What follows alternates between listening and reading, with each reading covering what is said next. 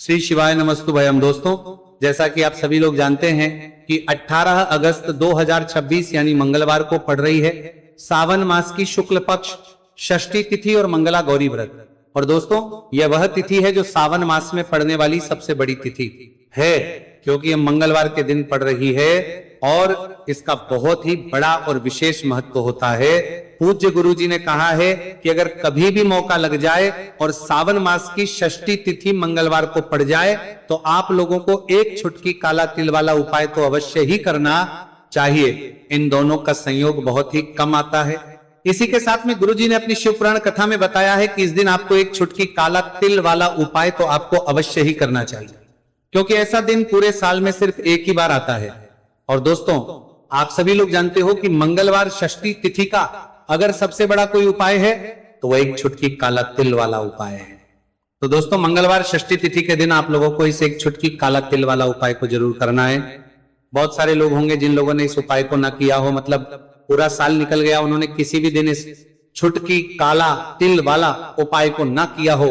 पर दोस्तों, आपके पास एक आखिरी मौका बचा हुआ है, जो कि 18 अगस्त मंगलवार षष्ठी तिथि के दिन है। इस दिन आप लोगों को इस वाले उपाय को जरूर कर लेना है। भले ही आपने पूरे महीने भर इस उपाय को ना किया हो, पर अगर आपने इस महीने के मंगलवार षष्ठी तिथि के दिन अगर इस वाले उपाय को कर लिया तो आपको इस उपाय को करने का वो फल मिलेगा जिसकी आपने कभी कल्पना भी नहीं करी होगी।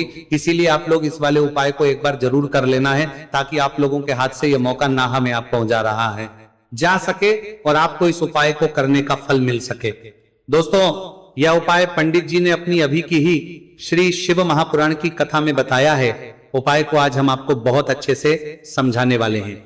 इस वीडियो को देखने के बाद इस उपाय को समझने के लिए आपको कोई और वीडियो को देखने की जरूरत नहीं पड़ेगी। तो चलिए दोस्तों, उपाय को शुरू करते हैं। देखिए, ये इस सावन मास के मंगलवार षष्ठी तिथि के दिन ये इतना खास होता है, इतना महत्वपूर्ण होता है, देखा गया है।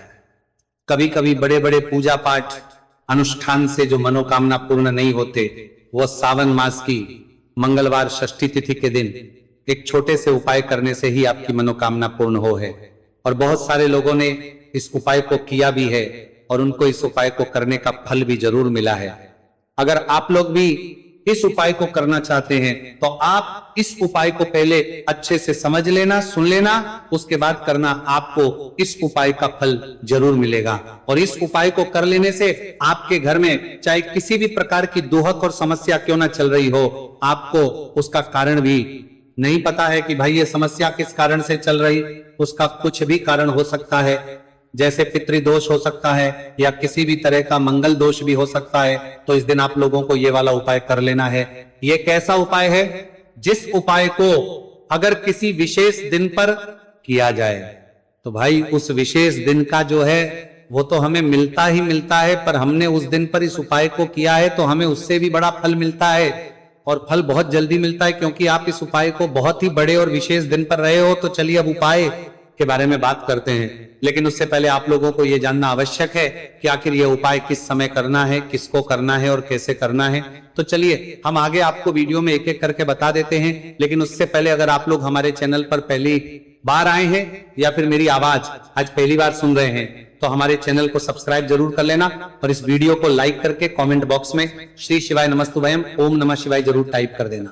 तो दोस्तों, इस एक छुटकी काला तिल वाला उपाय को हमें इस मंगलवार षष्ठी तिथि के दिन कैसे करना है, किसको करना है, किस समय करना है और कहां पर करना है, ये सारे सवालों के जवाब आपको इस वीडियो में मिल जाएंगे।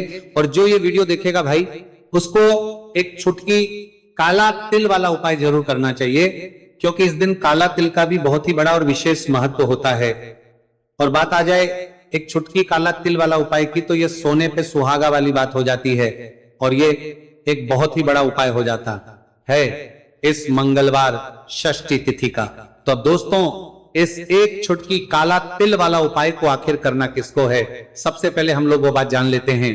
तो देखो, घर की जो बड़ी माताएं बहनें होती हैं, उन माताओं बहनों में से कोई भी एक बड़ी माता बहन इस वाले उपाय को कर सकती है। और दोस्तों, अगर आप तो अपने घर में से सभी सदस्यों को भी इस उपाय को करवा सकते हैं। अगर किसी व्यक्ति की खुद की कोई मनोकामना है, खुद की कोई दुख और परेशानी है जो कि वह अपने लिए ही करना चाहता है इस वाले उपाय को, तो वो खुद अपने लिए भी कर सकता है। बाकी अगर कोई घर में से ऐसा है जो कि अपने पूरे घर परिवार की सुख और शांति के लिए ये वाला उपाय करना चाहता है, तो भाई वो भी कर सकता है, उसमें भी कोई दिक्कत वाली बात नहीं है। कहने का मतलब है कि इस उपाय को हर एक सदस्य भी कर सकता है और पूरे घर परिवार के सदस्य के लिए घर की बड़ी माताओं बहनों में से कोई एक माता बहन भी कर सकती है। माताएं बहनें अगर घर में उपस्थित ना हो या वह ये वाला उपाय ना कर पा रही हो, तो फिर घर का कोई बड़ा सदस्य भी इस एक छुटकी काला तिल वाला उपाय को कर सकता है, चाहे फिर वह पुरुष ही क्यों ना हो, उसमें कोई भी दिक्कत वाली बात नहीं है। उसके बाद में दोस्तों जो अगला प्रश्न निकल आता है वो ये आता है, इस उपाय को लेकर के आखिर इस उपाय को हमें किस समय करना है, सुबह के समय करना है कि शाम के समय करना है? तो देखो, इस वाले उपाय को आप लोग सुबह के समय भी कर सकते हो और शाम के समय प्रदोष काल में भी कर सकते हो। अब अगर आप पूछो कि भाई साहब सबसे उत्तम समय कौन सा रहेगा इस एक छुटकी काला तिल वाला उपाय को करने का, तो हम आपसे बस यही कहेंगे कि इस उपाय को आप सुबह के समय करेंगे तो ज्यादा बेहतर होगा। बाकी अगर प्रदोष काल शाम के समय भी करेंगे तो भी अच्छा होगा, उसमें कोई भी दिक्कत वाली बात नहीं है। तो अब दोस्तों जो अगली सबसे बड़ी और महत्वपूर्ण बात आती है वो ये आती है कि सुबह अगर हम उपाय को करेंगे तो हमें कितने बजे से लेकर कितने बजे तक के बीच में करना है, और शाम के समय प्रदोष काल में करेंगे तो हमें कितने बजे से लेकर कितने बजे के बीच में करना है। तो देखो, सुबह जितनी जल्दी हो सके आप उपाय को करने की कोशिश करना कि अगर किसी कारणवश लेट भी हो जाओ, थोड़ी देर भी हो जाए तो 10 या 11 बजे तक भी आप उपाय कर लेना, पर 12 बजे से ज्यादा देरी ना हो, ठीक है, इस बात का ध्यान रखना।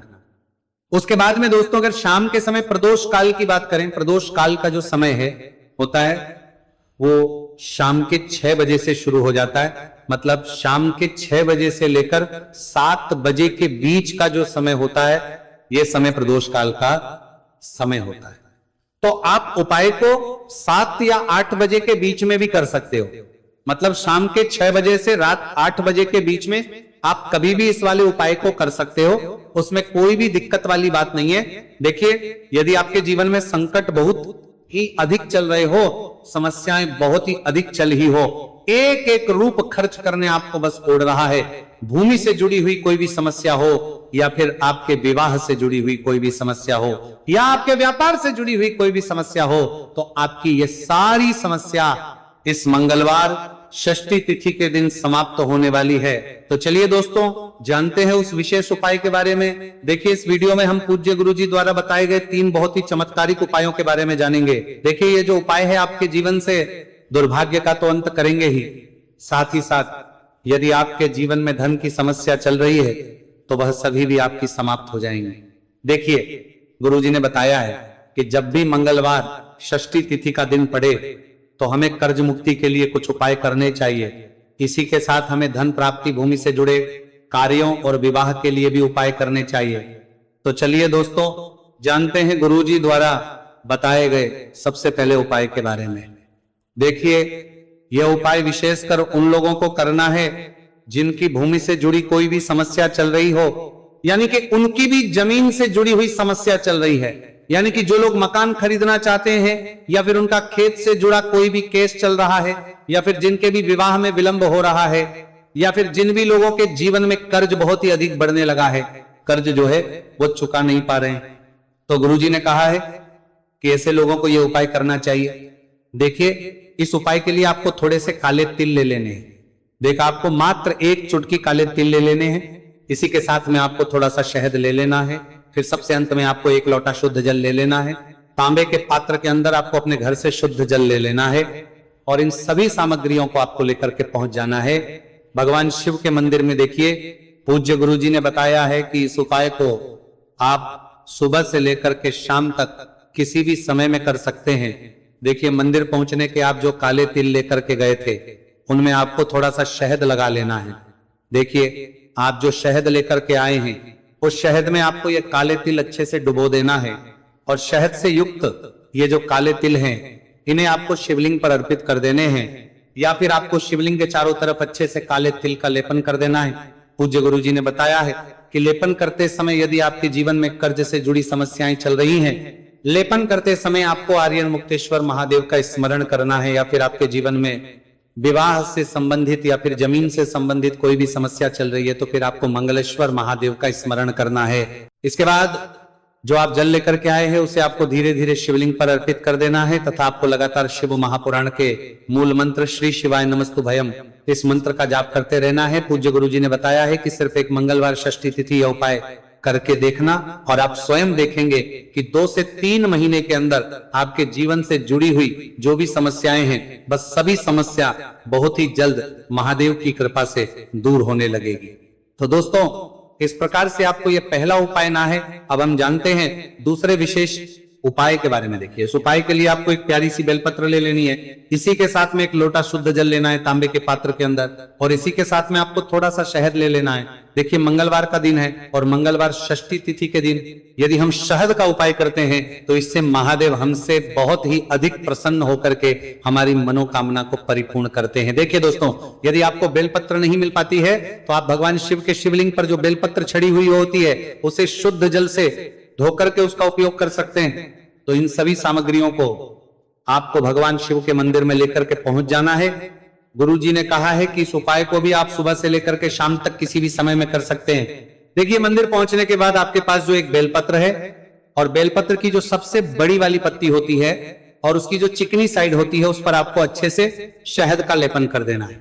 यानी कि बेलपत्र की बड़ी वाली पत्ती पर पूरी ही पत्ती पर अच्छे से शहद लगा देना है।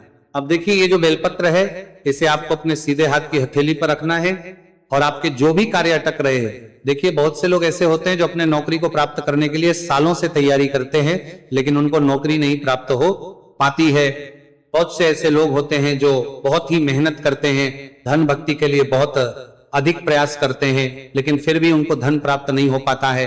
तो गुरुजी ने बताया है कि जब भी आपको अपने कार्यों में सफलता ना मिले तो फिर आपको मंगलवार के दिन इस उपाय को अवश्य करना चाहिए। देखिए अब आपको जिस भी कार्य में सफलता प्राप्ति करनी है उस कार्य को सफल बनाने के लिए आपको महादेव से प्रार्थना कर लेनी है और फिर ये जो एक बेलपत्र है इसे आपको भगवान शिव के शिवलिंग पर अर्पित कर देनी है।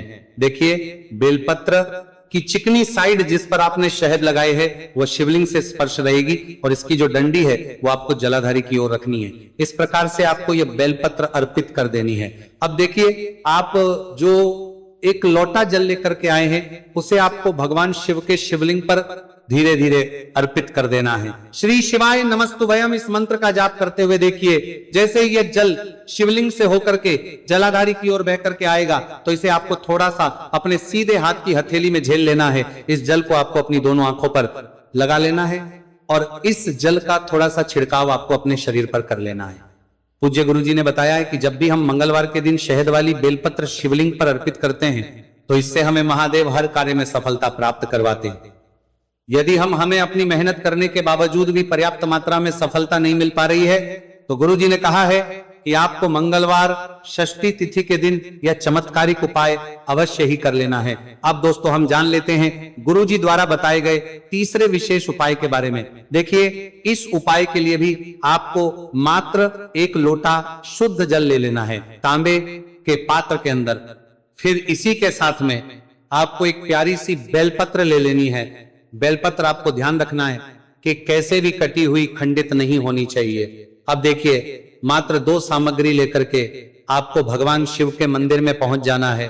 पूज्य गुरु जी ने आपको भगवान शिव के मंदिर में पहुंच जाना है।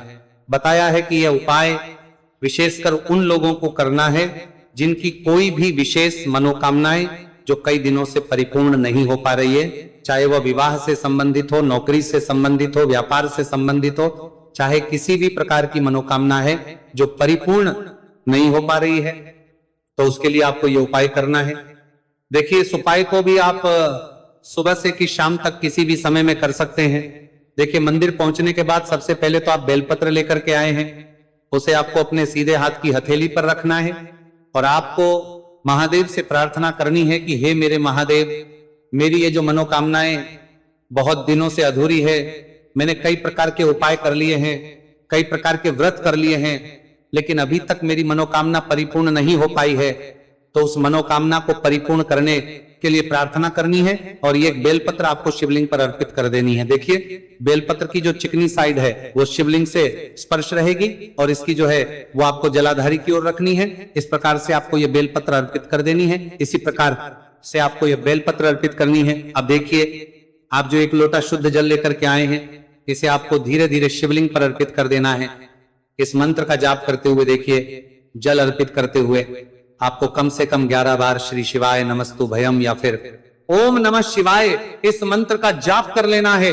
पूज्य गुरुजी ने बताया है कि जो भी व्यक्ति 18 अगस्त मंगलवार षष्ठी तिथि के दिन शिवलिंग के सामने इस उपाय को करता है तो उसकी जो भी मनोकामना है वह महादेव की कृपा से निश्चित ही परिपूर्ण हो जाती है। तो दोस्तों यह थे पूज्य गुरुजी द्वारा बताए गए कुछ बहुत ही खास उपाय। अगर आपको जानकारी अच्छी लगी हो तो वीडियो लाइक करिएगा। मिलते हैं फिर एक नए वीडियो के साथ। श्री शिवाय नमस्तु भयम।